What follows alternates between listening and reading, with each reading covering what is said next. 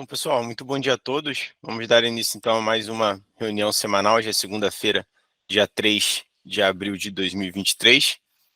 A gente começa, como de costume, passando primeiro pelo cenário local, né? A gente teve uma semana de grande expectativa para o anúncio do novo arcabouço fiscal do governo, né? E com isso a gente viu o Bovespa encerrando a semana em alta de 3,09%, cotado aos 101.882 pontos, tá?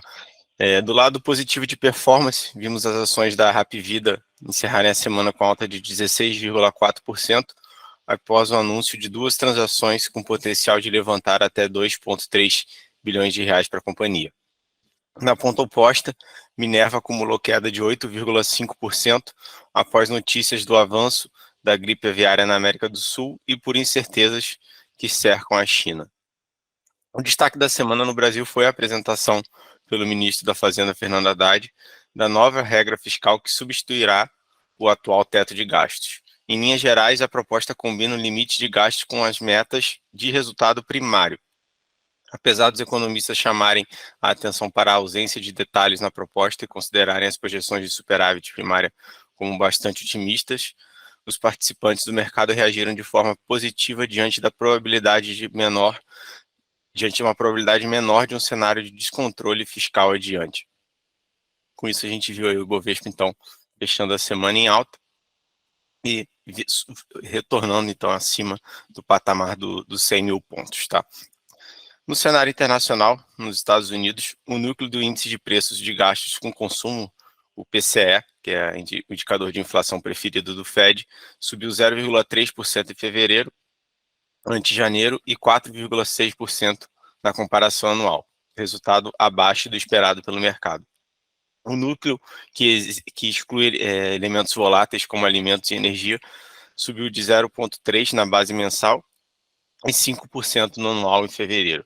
Tá? O resultado ele reverberou positivamente nos mercados, indicando que a inflação americana pode estar se arrefecendo.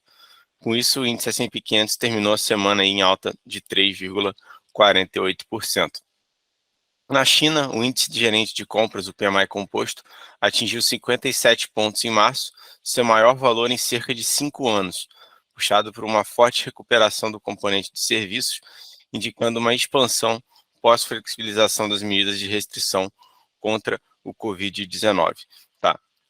E por fim, na Europa, a inflação na zona do euro ficou em 6,9% em março, uma retração em relação ao visto em fevereiro, impulsionada por efeitos da base favorável e preços mais baixos de energia. Porém, o núcleo da inflação, que exclui itens mais voláteis, aumentou ligeiramente em relação ao mês anterior, o que provavelmente forçará o Banco Central Europeu a manter uma postura agressiva nos próximos meses. Tá? Passando agora para o nosso índice de fundos imobiliários, né, o IFIX, ele apresentou queda de 0,34% na semana e 1,69% no mês de março, após encerrar o mês de fevereiro com queda de 0,45%. No mês, os fundos de papel registraram uma queda média de 1,57%, enquanto os fundos de tijolo apresentaram uma alta de 0,98%. Dentre os destaques do setor, o fundo CSHG Logística divulgou a conclusão da aquisição de um galpão em Uberlândia, atualmente locado para as Americanas. Já o fundo Vinci Logística divulgou que a varejista Tok Stock realizou o pagamento de aluguel de um galpão logístico que estava em atraso. E com isso o fundo encerrou o processo de despejo da empresa. Tá? Entrando agora na parte de moedas, né, a gente teve, como eu falei, a apresentação da proposta do novo arcabouço fiscal em um ambiente externo também mais favorável a divisas emergentes, levou o dólar a fechar a semana em queda de 3,55% frente ao real, cotado a R$ 5,06. Já o índice DXY fechou a semana em queda de 0,51%. Tá? Nas criptomoedas, Bitcoin e Ethereum apresentaram leve alta na semana, subindo 1,14% e 2,33%, respectivamente. Com isso, o Bitcoin ele se consolidou como o melhor ativo do primeiro trimestre de 2023, superando 70% de valorização. Para dar sequência aqui agora, eu vou chamar então o Thiago Tavares para comentar um pouquinho aqui da curva de juros para a gente. Bom dia, Thiago. Bom dia, Gustavo. Bom dia, pessoal. Então, os juros aí encerraram a semana aí os juros curtos, na verdade, ali em ligeira alta, né? Enquanto os vértices intermediários e os longos fecharam em queda. Isso se deu ali à medida que os investidores seguem aguardando a divulgação ali do texto ali da proposta do arcabouço fiscal do governo, né? Conforme o Gustavo comentou ali anteriormente. E apesar de terem saudado a existência de alguma regra para disciplinar os gastos públicos do país, alguns profissionais do mercado ainda exibem cautela diante da ausência ali de detalhes da proposta, né, o que contribuiu para um ajuste de alta ali nos vértices curtos na sexta-feira, né. Então, o DI 24 ali teve uma alta de 1,7% ali na semana, fechando a semana ali em 13,20.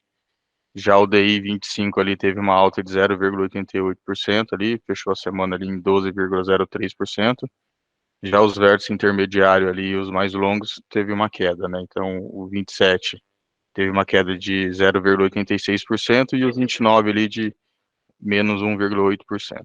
Então, apesar de ter ali saudado a existência de alguma regra para disciplinar os gastos públicos do país, alguns profissionais do mercado ainda mostram cautela, né? Então, vale ressaltar que o mercado de juros também exibiu sensibilidade às falas do secretário do Tesouro Nacional, Rogério Ceron, em que ofereceu mais detalhes sobre a nova regra fiscal. Na visão do mercado ali, né, a simples existência de uma regra permitiu aos investidores uma retirada do prêmio de risco dos ativos domésticos, e com isso aí não houve, contudo, um bom humor generalizado, né, na medida em que o plano ainda precisa ser detalhado, enquanto persistem dúvidas acerca de como o governo aumentará a arrecadação para cumprir as metas do superávit primário.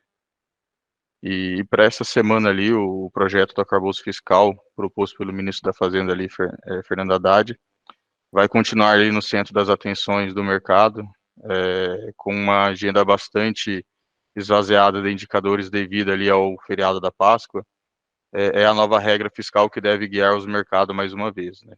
Então, sim, mesmo antes de um projeto ser anunciado, a expectativa do mercado já era enorme. Agora os investidores ali ainda aguardam alguns detalhes e esperam com ansiedade a participação ali do presidente do Banco Central, Roberto Campos Neto, que vai participar de um evento ali do Bradesco BBI na próxima quarta-feira. E no exterior, o principal destaque vai ser o relatório de empregos ali dos Estados Unidos, que vai ser divulgado na sexta-feira.